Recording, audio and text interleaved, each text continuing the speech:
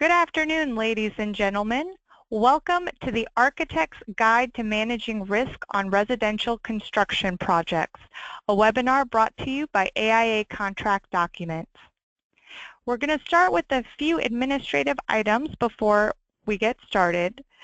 Please note that you will be receiving today's PowerPoint after the conclusion of the session. We'll also be sending you a survey link if you don't mind taking a moment to complete the survey questions, as your feedback is important to us and helps us improve future programming. When you registered for this webinar, you entered your AIA member number. We'll be using those member numbers entered at registration to report your credit directly to the AIA. If you'd like to request a certificate of attendance, you may email HASTIHEJAZI@AIA.org. These directions will also be added into the chat. All attendees are currently muted. Please use the chat or question function in GoToWebinar to ask any questions, and we'll get to questions at the end of today's session. I'd like to now turn it over to Susan Van Bell, Esquire, Senior Director and Counsel on the Content Team at AIA Contract Documents. Susan? Thank you, Husty, and welcome everyone. We're very happy you could join us this afternoon for this webinar. Just a few little administrative matters to begin. Husty, you can advance the slide for me there.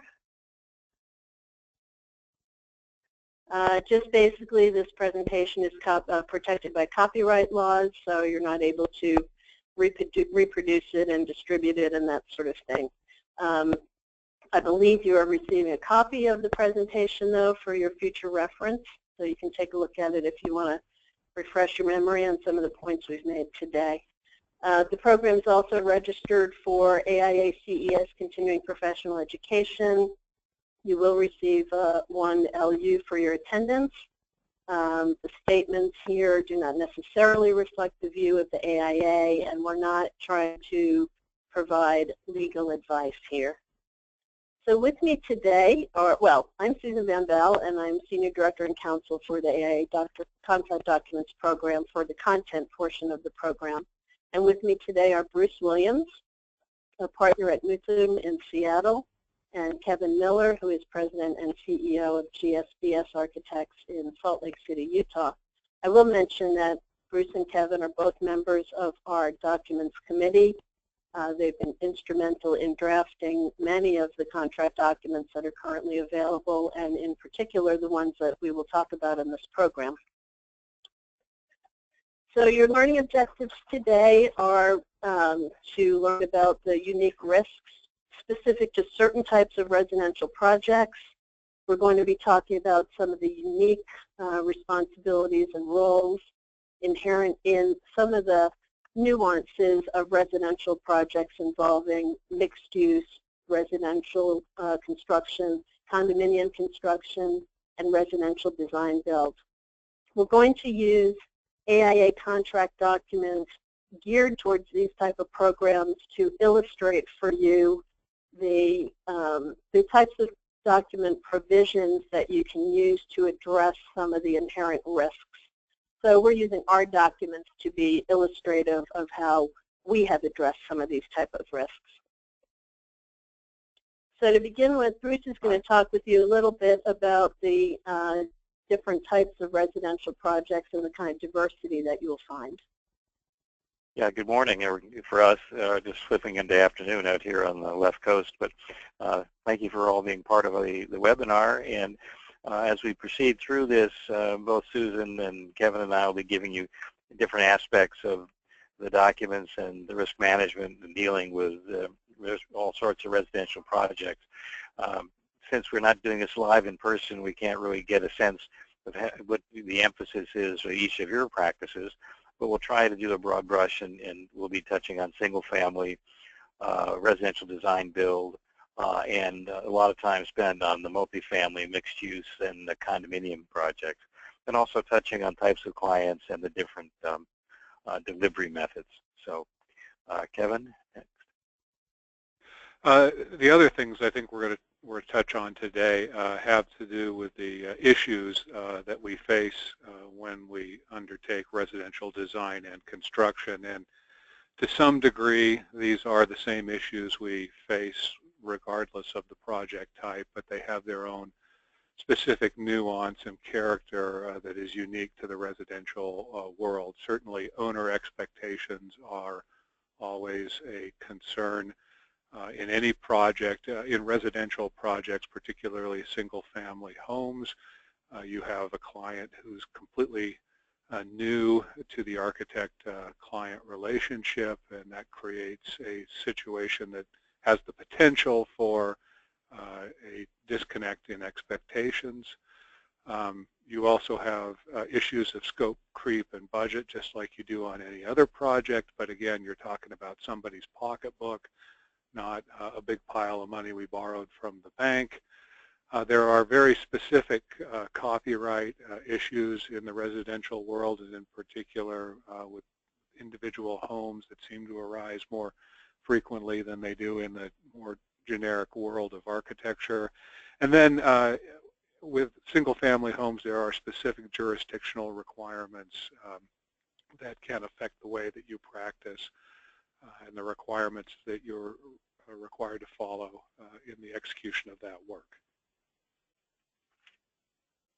So before we get started with talking about some of the more specific and nuanced types of projects here, we just wanted to give you a quick overview of single-family home construction and the documents that we have available that you can use for those types of projects. B-105-2007, which is the owner-architect agreement for a residential or small commercial project, and B-101-2007, which is really our flagship owner-architect agreement that can be used on pretty much any type of project. B-105 is, the title of it is for a residential or small commercial project. Can I have the next slide, please? And it's really geared towards projects of relatively low cost, brief duration. It's based on our flagship A201 family design bid build documents, but very, very pared down to sort of the contract basics that you need to give you the most basic protection for a very small project. It does not have a separate general conditions document. B-105 is paired with A-105, which is the owner-contractor agreement for residential or small commercial projects. And within A-105 are some of the general conditions provisions, basically from A201. Again, it's very streamlined. It's kind of the minimal amount. And so A105 and B105 are used together. There you would have the architect's scope, the contractor's work, and the general conditions. B105 itself is 2 pages plus a cover page. It could easily be used as an attachment to a proposal letter. And it only has 2 phases of basic services, design and construction. They're written in a very kind of a generalized way. They don't go into the amount of detail that you will find in some of the other documents. It's really geared towards, again, a small project, not very complex, something you might be able to give to a homeowner that would be easy for them to understand and they wouldn't be intimidated by it. On the other hand, you do have to be very, very careful when you use this document. It is pretty much the minimal contractual provisions that you would want. And certainly a residential project is not always that straightforward. So you may still want to consider using B101. Next slide, please, which is our flagship owner-architect agreement. B101 contains the traditional 5 phases of service from schematic design through the construction phase. It does use A201 as the general conditions. It assumes the architect is going to provide cost estimating and scheduling, which also B105 does, but it's not as complex in B105. But the part of the point we wanted to make here is that a residential project, even a single-family residential project, can be very complex. And people often will ask us if we have a cost cutoff. You know, the B105, what price is it intended to be used for? You know, a project up to $1 million, $5 million, that sort of thing. And the response is always, it's not based on the cost, it's based on the complexity. And so you really have to consider how complex the project might be. and what types of contractual provisions you would want to have in place to address the types of things that might come up, or to be absolutely sure that your scope is clear and that sort of thing. So for example, B105 does not have any dispute resolution provisions, and B101 of course does have set forth that you will have mediation and then your choice of a binding dispute resolution. So, you know, again, if you don't think you're going to have to worry about dispute resolution, B105 might be the way to go, but if you would want to make sure that you would have a procedure in place in case there are any disputes, then you'd want to consider more seriously using B101. So those are the documents that are out there that you could look at for, you know, sort of a straightforward single-family project. And what we wanted to focus on in this webinar is residential or mixed use. So we're going to be illustrating some of the complexity of those projects, talking about 3 of our current documents, B109-2010, which is the owner-architect agreement for a multifamily residential or mixed-use residential project, B509, which is a guide for supplementary conditions. It's to modify B109 for use in condominium projects. We'll talk about this a little more in the program, but when we were drafting B109, which was for multifamily or mixed use, we initially thought we could include condo construction within B109, but then we saw that there are so many issues that are unique to condo construction that we didn't feel like we could really capture it all in one document.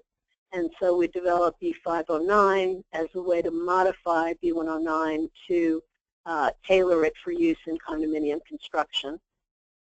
And then A145-2015, which is the owner design builder agreement for a 1 or 2 family residential project.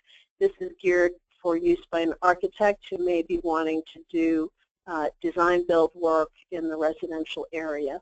So we'll be talking now about these 3 documents and some of the issues inherent to these types of projects. All right. Next slide, Hafti. And as we're beginning to talk more specifically about multifamily and mixed use, Susan mentioned the D109. That document was generated back in 2009, 2010, when kind of coming off the large condo boom and the boom in residential construction. It kind of lay dormant for a while things were went through the recession, but now we're sensing a lot of our practitioners are very interested in getting back involved with projects like that, and so we're going to focus on it both on the non-for sale unit and on the purchase unit in a condominium situation. Right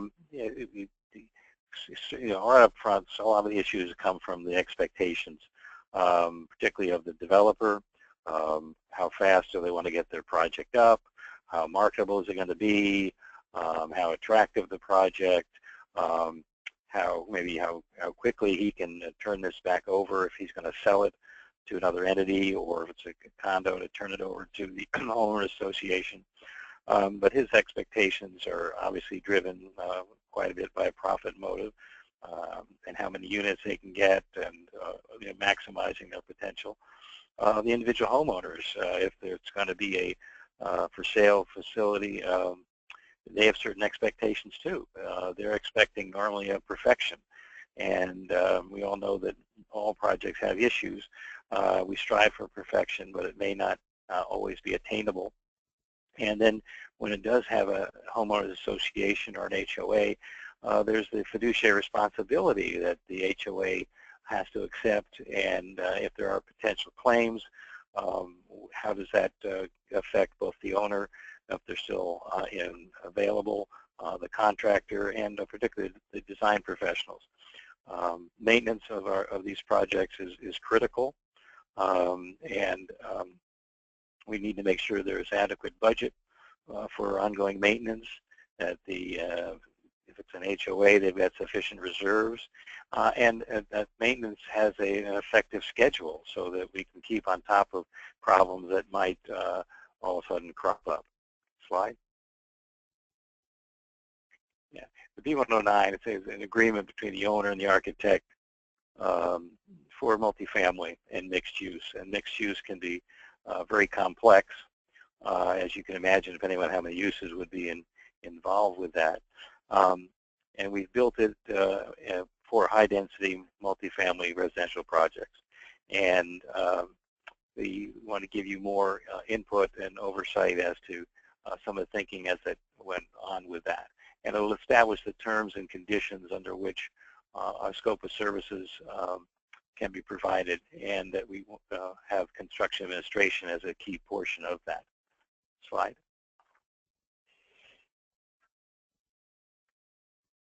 Okay, we started developing this with the B103. We thought the B103, which was for large and complex projects, was the most appropriate launching pad for developing the B109. We've added new terms and conditions to address the specific issues of multifamily residential. As Susan said earlier, we decided to leave that as a focus for the mixed use and multifamily without specifically writing in the condominium requirements. And we shifted those over to the B509, which is a guide that can provide you with model language if, in fact, it's going into a condominium. But you can see that you could have a mixed-use project that would have both office and retail, potential hotel, and the apartments. So it can get very involved, so that we wanted to make sure that there was enough meat to this document to be a good document for all of us to use. The one thing that's interesting about the B109 is right up front, the owner typically states in the first article the intent of the project and this intent of what the occupancy, post-occupancy ownership of the project is going to be. And there it could be, if it's going to be a condo, he can say what that's going to be, or if it's going to be a rental project, it can be stated at that point. Next slide, please. So we say, I'll reiterate, say it's a relevant, it was the 103 was developer large projects. The owner provides, like with the B103, where you had typically an owner with a contractor as part of your team, in this case where the owner would be getting cost estimating from the contractor and scheduling. That's a part of the B109 has that format also, so that the architect is not providing the cost estimating normally, and the owner is providing that through an estimator or through a contractor. You may find that that's fast-track delivery, and that also the multifamily, it needs a more robust system because of the client. There may be variety of members of the development team. There are more complex code issues, and the different systems that are going to be involved, again, with all the different occupancies and uses that are going to make things definitely needing for a more robust document. Next slide, please. So as we started, the key issue here in the structure we came up with the B109, as it differs from the B103, is in the phasing of the design work. And so we added a pre-design phase that lets the architect team with the owner and really wants to do an initial concept and a pro forma for the site, for the program, deal with the jurisdiction and all the other issues that are there, so that they can decide, is this a viable project, is this going to go ahead? And by having it as a separate phase, it can be more distinct and doesn't need to get blended with the basic services. And also the B109 provides for additional owner consultants, which we feel are critical to these multifamily and mixed-use types of projects. So in the next slide, please. Okay. So the B109 is going to specifics about it, and picking in Article 3, there with this pre-design, you've got your review studies, you get the initial information in blending the program with the site and jurisdictional issues, zoning, and all that, beginning to develop the how can you maximize the potential of that site, be involved with the economic analysis, and you're really kind of doing a feasibility study and putting it into a massing environment to see what will really work there. And you also probably have to, in certain jurisdictions, have to go meet with regulatory entities and have other presentations, maybe with community groups and whatever, that will be impacted by the project, so that you can get a lot of this fleshed out right at the start, and it doesn't get rolled. You can keep it all in a distinct phase. You eventually, next slide please, you're going to get involved with the specifics of traffic and geotech, and the environmental consultants will be, those are to be retained by the owner. And in that whole initial iterative process, you'll be meeting with the owner and looking at revisions to that, and finally coming up with your preliminary studies to see how you can develop the site, how many units can you get on it, different size, the mix, the number of units, and those are all wrapped into this pre-design so that the owner has a good idea if he's going to pull the trigger and go forward with the project. They'll have a good understanding of the total scope of the project, and through his cost estimating attributes can see if the project's going to be viable for them. And so then at the end of that, what you could have is we've set it up so you do have a distinct phase again, and there's compensation for that phase. And I've got in Article 12, it's called out as a separate cost line for the fee, so that everybody knows this is what we're going to do in that initial phase, and we're also going to know what the cost is for providing that services. I mentioned owner's consultants. On the next slide, please. And we kind of blew through that handsome fellow with the blue hat. Now, if we go to the next one, okay, fine. We talked about additional consultants, and we really feel that a building envelope consultant is critical to this project, as they are really to most sophisticated large-scale projects. But again, if it's going to go have multiple owners through the condominium association, where you can have multiple claims, water intrusion, the envelope is obviously the primary target for where potential claims can come from. And it's critical that we have that consultant on board, and the B109 is set up for the owner providing that consultant. Also, we feel it's important for the environmental acoustics, the other environmental issues dealing with the impact on the site, traffic, zoning, land use, and accessibility. Those are all the other potential consultants. And it really does, and we need to know, is it going to be condo or no condo, or a potential condo conversion? All that will factor into some of our approach to our scope. But it's critical that we get, particularly in the condominiums, the building envelope and the acoustics, as those the areas that are most going to be affecting the eventual occupants of the project. And then remembering, going back to in the initial information we talked about earlier, and where it designated if it was going to be a condominium or not. It gives you an opportunity in that Article 2, which will be a declarative statement by the owner saying, yes, this is going to be a condominium or not. And that will be another way to confirm what the future of the project is going to be. Or if we get up front, if in fact the project is going to be designed as an apartment, but has the potential to flip at some point down the road and become a condominium. Right now, we're finding a lot of projects are in an apartment boom. Everybody remembers the condominium boom of 7, 8 years ago, and the need to be cautious about at what point are these going to go from rental to for sale units. So, and now I think Kevin's going to talk more specifics on the condominium side of construction. Thanks, Bruce. So as Bruce just said, 7, 8 years ago, there was an enormous boom in condominium construction. I think many architects were faced with the opportunity to design those projects, and if they had a conversation with their insurer about it, they got very strong language encouraging them to demur those opportunities. If they talked to their attorney, he probably told them you're asking to get sued.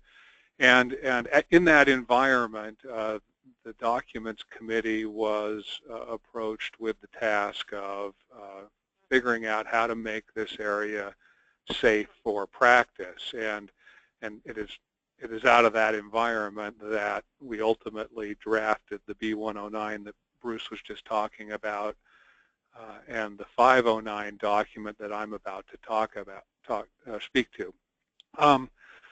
What we discovered as a part of that process was that it's very, very difficult to actually make this a quote-unquote safe area of practice.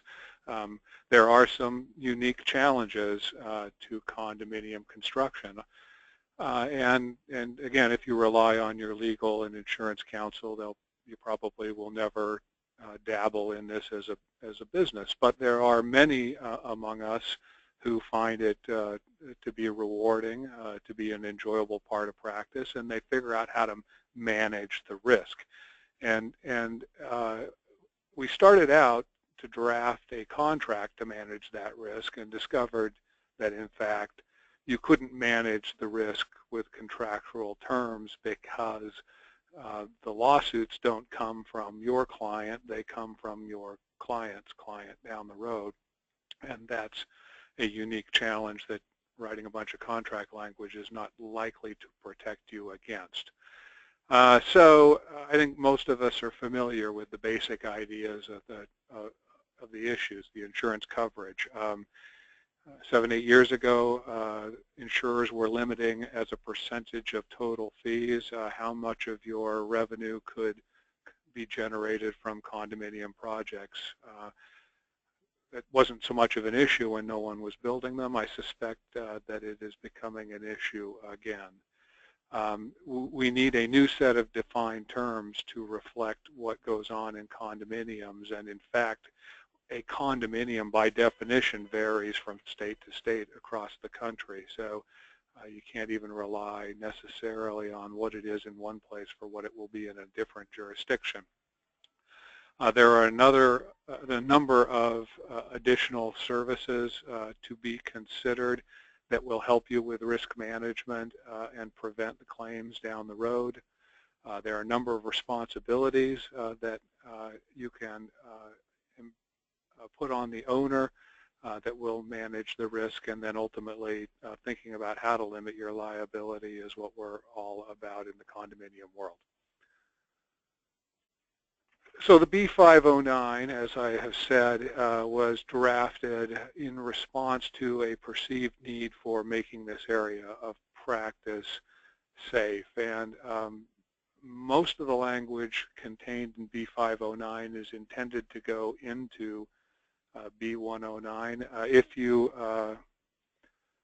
If you haven't seen it before, I would encourage you to get on the contract documents website. I think you can download it for free, and it not only contains contract language, but it also contains a great deal of guidance. It explains the issues, and one of the interesting aspects of the whole condominium problem is that the risks that the architect faces are the same risks that the contractor faces, and if the owner is a responsible, the original builder owner is a responsible owner, they face the same risks ultimately downstream from the homeowners association that all the rest of us do. And so really the issues that are discussed in the B509 guide are relevant to all of the project participants at the outset and can be very useful in explaining why it's important to get this stuff into the contracts and ultimately into the various documents like the homeowners declaration and the covenants that bind the homeowners association going forward. But it does also contain model language you can drop into the agreement. Go ahead and go on. Yep. Okay, so as I mentioned previously, there are a number of defined terms in B509 that clarify the issues of condominiums in the contract. What is a condominium? What the bylaws are, what the declaration is, the plat, the homeowners association, and what will be construed to be common elements within the project. It's important to get those into the agreement and put responsibility for execution of those various pieces, review of those pieces, and comment on those pieces into the fundamental agreements amongst the parties. When it comes to additional services, the B509 goes into a number of them that will manage the risk for the architect. First of all, and perhaps foremost among them, and is the admonition to reduce the architect's services without some kind of a consent. There's kind of two kinds of owners you can run into on these projects. The guys that form an LLC that evaporates the minute the project is done, and they disappear just as quickly, and those that stick with the projects and sort of have a place in the community and intend to do this more than one time. In the former instance, it's very common, we discovered, for the architect to get signed on for a complete scope of services, but once the construction documents have been delivered, the owner would terminate the contract for convenience. The architect wouldn't be there for the construction administration portion of the work, and was left kind of without that most important means of managing risk in a construction project, and that's the ability to see what's going on and put out fires before they turn into really enormous problems. So including some language that makes it a breach of the contract to reduce the services is a good protection against that kind of a strategy. The maintenance manuals that get turned over to the homeowners association are perhaps the most important strategy that we have to manage the risk, and I'll talk about those in a little more detail here in a second. Development of the condominium plat, the description of what the property is, what level of expectation, getting back to that most important word, the owners have when they purchase the condominiums. One of the things that goes on is they get advertised as luxury or the most elaborate or all of these features, and then you come in to find out that that's not the kind of budget that was invested in the project, and there's a different expectation between what the purchasers bought and what they were sold by all of the fancy marketing brochures. Additional service to provide post-occupancy site visits. So again, risk management. If you're there during construction, you can see things go wrong. Also, the research has indicated that if you are able to stop in to the project with some frequency over its early life and little problems are developing, that's a period of time where homeowners associations are disinclined to solve these things. They just sort of let them run. They don't think it's a big deal that there's a leak here or there, and those little leaks turn into big problems. So being paid to go back on an annual basis for a period of time, as an example, is a great risk management strategy after the facility has been occupied. And then an enhanced construction site presence. Ultimately, if you can get yourself in a situation where you could be full-time on site, obviously, that's going to really drive the risk profile of the project down. Go ahead, yeah. So I talked a little bit about the maintenance manual. This is the language that's actually suggested in the B509, and there are a number of versions of maintenance manual language in there. There's a version that says the architect can prepare the maintenance manual. There's a version that says the owner will prepare it and the architect will review it. You could even have a third party hired to prepare it. The important thing is that somebody prepares it and that it spells out the specific maintenance requirements. So again, getting back to this issue of expectation, the folks that buy these condos are not used to buying large and complex buildings, and they don't necessarily understand the complexity of systems and the frequency of maintenance that's required to keep them operating appropriately. So putting in that into a manual, making it a clear intent of ownership to deal with these buildings and their systems, even if it's simply you got to replace the roof every 10 years, is an important protection against the kinds of claims that are brought against architects when these simple building systems fail, but there's nobody to point at but the architect in the process. From an owner's response, go ahead, Bruce. Go ahead. I'm sorry. Yeah, Kevin. I think for all of us, stepping back to understand that the best way to mitigate to lessen your risk in dealing with these projects is to have an experienced owner that has done and built successful condominiums in the past. You've got a contractor that has done that also. He's not a newbie just trying to move himself up in the industry and do something that's over his head. And make sure that you've got adequate insurance. You want to say something well qualified, but then you get adequate insurance from the architect side and actually on the owner side also for the project. But from the architect, typically they've got their practice policy, and you need to see where your limits are on that. We seem to be getting a lot of pressure these days to keep raising our limits on the professional liability and the practice policy. But that's basically all we have to provide. In some cases, owners are looking for now increases or the ability to get the dedicated access to the full amount of your insurance. Deal with your insurance carriers on that for the potential of getting supplemental limits assigned to your practice policy. I like to tell people, make your insurance brokers, their underwriters, and your legal counsel kind of your best friends, and keep them on speed dial, because they provide a great bunch of information. They can give great guidance.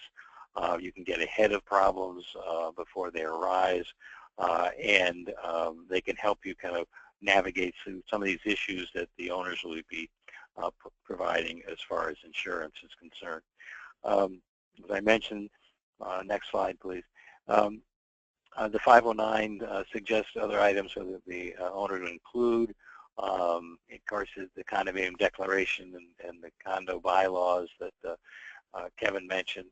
I keep saying this over and over again, but the maintenance and the repair budget, the onus on the HOA to give notice of early defects, and so catch things while you can before they get out of hand and grow into larger problems or affecting more units. Also, is suggested a dispute resolution process to help, again, shorten the time and the expense that everybody will have to go through if there is a dispute, and how you can manage that. And then the 509 also points to interesting aspects of indemnification now for different systems, products, and applications.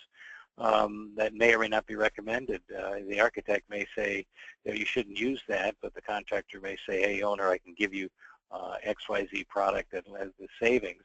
But if the architect is his or her experience is such that is not a product to use, then the 509 will help you put that indemnification language in there to help protect yourself as you go forward. This is also quite common now with the sustainability aspects of our projects and looking for new products and things that are going to be well marketed to help the projects be more sustainable. The architect needs to have a jaundiced eye at that and look at those products and make sure that they have a good performance track record. But if, again, the owner suggests moving forward, gets excited about something, then the indemnification has to be there to protect the architect if it's going contrary to their recommendations. Next slide. Okay, we talked a little bit about insurance and issues. We try to get a limitation of liability. basically all us architects have nothing but some old computers and some drafting tables if the owner wins a claim against us and wants everything, and really what they want is our insurance. So we have to limit our liability to our insurance, and all your insurance brokers will definitely echo that when you discuss that with them. You can set up in a contract a lump sum to what your potential risk might be for a liability, or in most cases what we do is we have a clause that basically states that our liability for negligence is limited to the insurance that's been available to fund those claims. And you'll find model language in the 509 to address that. You still have problems with third-party claims since your privity is only with your owner, but at least through your insurance, you'll have as best protection as you can come up with at this point. And different jurisdictions are different, so you have to know where you're building, what the different laws are in that. And each state obviously has been doing different aspects of legislation to protect the buyers and homeowners in these condo situations. So each may be a little bit different, but you have to understand what the playing field you're on and work with your counsel to help direct you in the proper direction for that. Next slide, please. And 509 will also touch on remodeling and renovation. Some of the issues, obviously, when you get involved with those types of projects, there's a lot of unforeseen conditions, and we need to clarify the responsibilities of who provided the information, what were we basing our design upon, excuse me, and if there's indemnity for incomplete or inaccurate information, particularly if it's an older project, what are you getting for documents, and people have to realize that you're basing your design upon what you're given and your best use of your standard of care, and you could be needing to be indemnified for incomplete information. Next slide, please. So, and there are other provisions in the 509. We've talked a little bit about the marketing of the condominium project, particularly for sale facility unit, and kind of hyped up, glorified, over the top marketing language, and helping to foster that unrealistic claim of expectation that the owner may have. And so we need to identify the fact that the architect really needs to be able to be a part of that marketing effort, needs to know how the owner is marketing his project to help put that in the expectations in balance with reality and with the standard of care. We need to have a communication about what those realistic expectations are. Say the architect can review those materials, and the owner needs to indemnify the architect against damages if they use the materials that are too exaggerative of what the quality of the project is going to be. So now I think, Susan, are you going to talk more about the design build now? Yes, thank you, Bruce and Kevin. So now we're going to turn to our last model that we're going to discuss, which is design build. Design build is a model where the owner enters into one contract with the design builder, and the design builder will both design and construct the project. And so in contrast to the other documents we were talking about in the design bid build delivery method, in that area the owner has two contracts, one with the architect and one with the contractor. So here it's a benefit to the owner to only have one contract and one entity that the owner is dealing with. And then of course the builder is involved in the project early on. So this would be true in a commercial or a residential project, and really even might be more appealing to a residential homeowner because they're only dealing with one entity. Our traditional design build family of documents is really drafted more for the large commercial projects, though. I mean, the documents are long, they contain multiple exhibits, very complicated. It's not a contract scenario that the residential homeowner is going to want to have handed to them and try to figure out how does this work. And it's really not intended for that. And so we had a little bit of a gap in our program in that we did not have a document that was specifically tailored to use for a single or two-family residential construction project that really, although could be very complex, would not have the level of complexity of a full-blown large commercial project. And so in 2015, we worked on a document to address that issue. Next slide, please. So here you can see this diagram shows the existing design build documents that we had in 2014, and obviously it's very complex. The owner would be, hiring the design builder, may have a separate consultant to help the owner work on their criteria and that sort of thing, and then there would be multiple other contracts involved. This is not something a typical homeowner is going to want to be dealing with. And so we developed a more streamlined document for use by the residential homeowner, which Kevin was very instrumental in. And so Kevin's going to talk about that document now. And so we have a much simpler diagram for a simpler document. The notion of this document, in contrast to the one Susan was just talking about, is rather than having a contractor-led design build, we have an architect-led design build process. And this was born out of a couple of presentations that were made at convention in the last 5 or 6 years, maybe a little bit longer than that. I know they're available on, I think, AIAU. You can listen to these practitioners who are both designing their custom homes and then building them for their clients, and they found that to be a very successful model to ensure, I think, the quality of their design is seen all the way through, as well as potentially the financial rewards that come from being involved in all parts of the design and construction process. It's a short form. It's 15 pages. I'm sure that doesn't sound all that short, but it is short by comparison to what Susan was just talking about. It's designed to get across all of the ideas about the design and the construction. So it covers both of those pieces in the process, and there is a single exhibit that is executed once the owner agrees that, yep, that's the house I want, and I agree to pay that much money for it, and then off we go to work. So if that's your cup of tea, this is the agreement for you. The process is pretty straightforward. Similar to a typical owner or architect agreement, you set out the initial information. I want to buy a house. I want it to be about this big.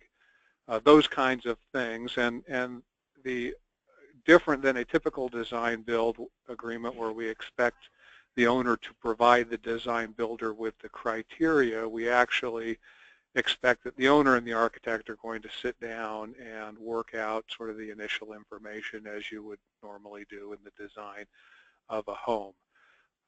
Once that's established, you've gone through the owner's book of pictures and all the other little pieces that they assemble. You say, okay, I got it. I'm going to design something, and you begin the design phase. And the architect develops that design,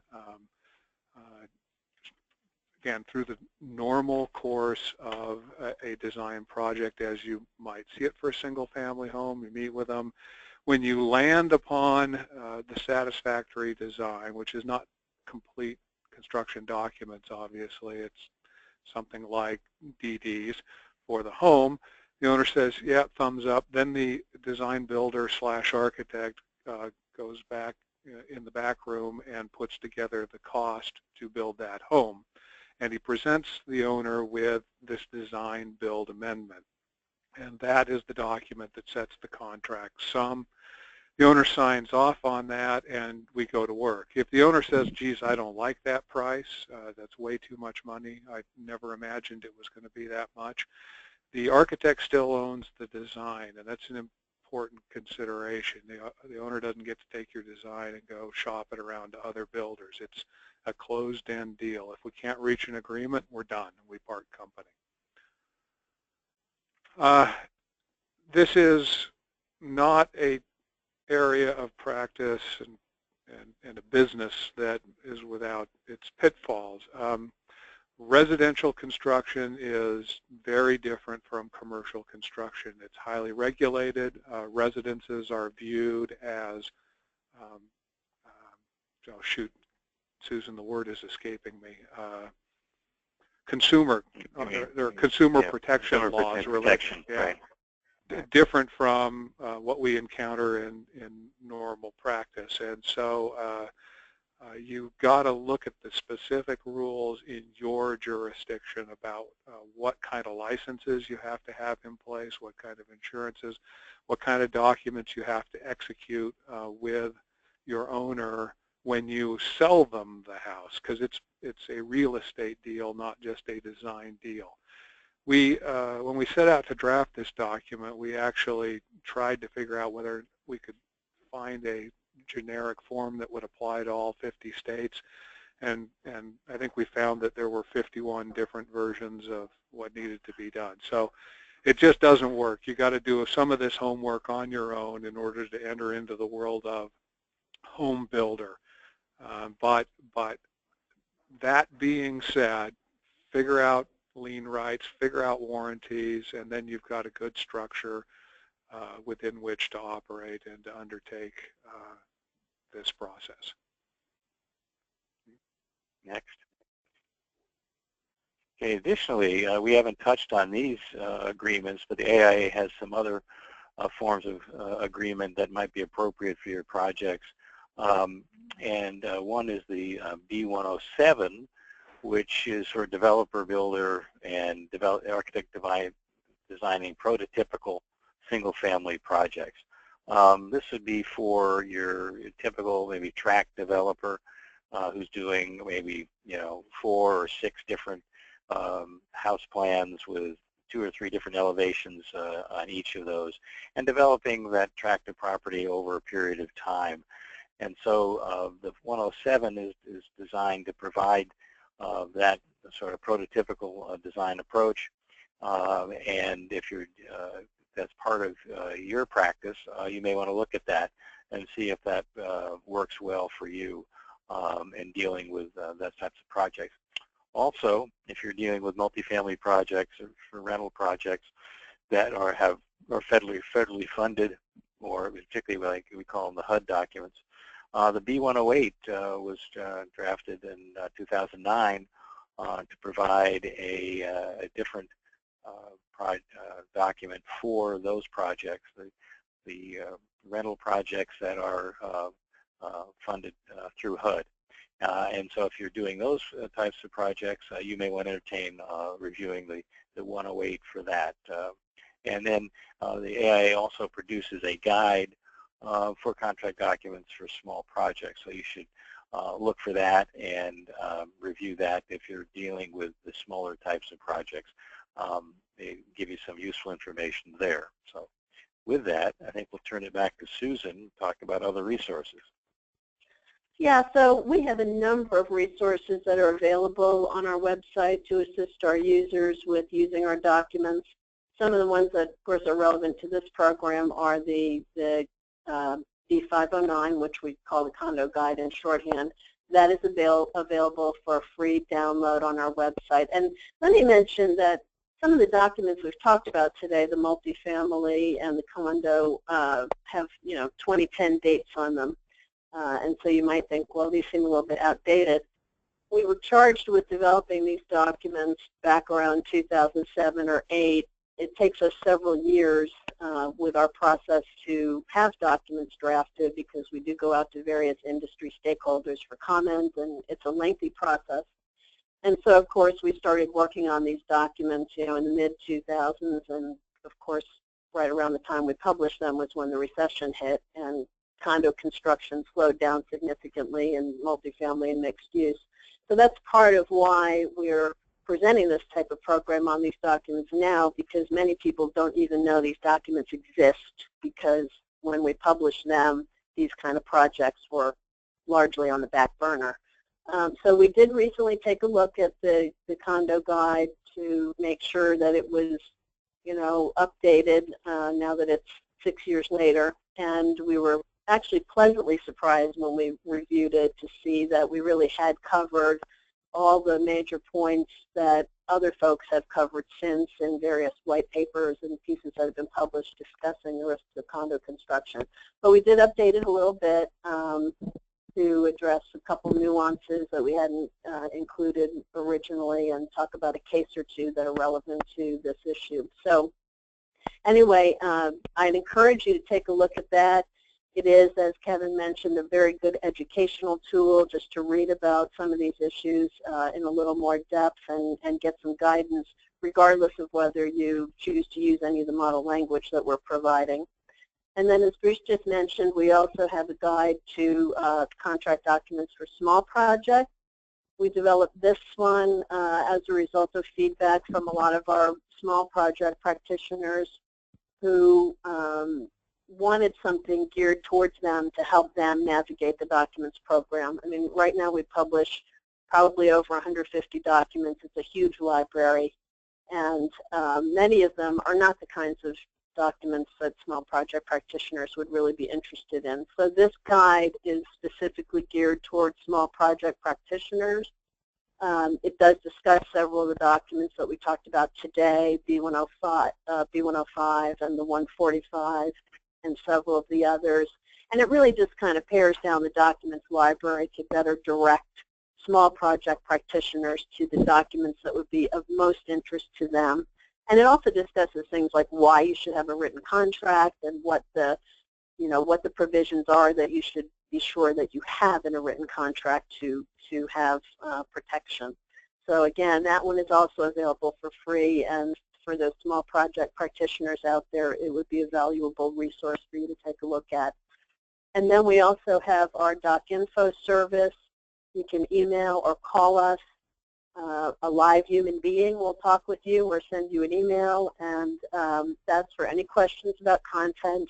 Again, we can't give you specific legal advice based on facts that you may want to tell us about, but we can certainly direct you to, you know, questions like what kind of document to use for a specific type of project, you know, assistance with things like filling out some of the forms.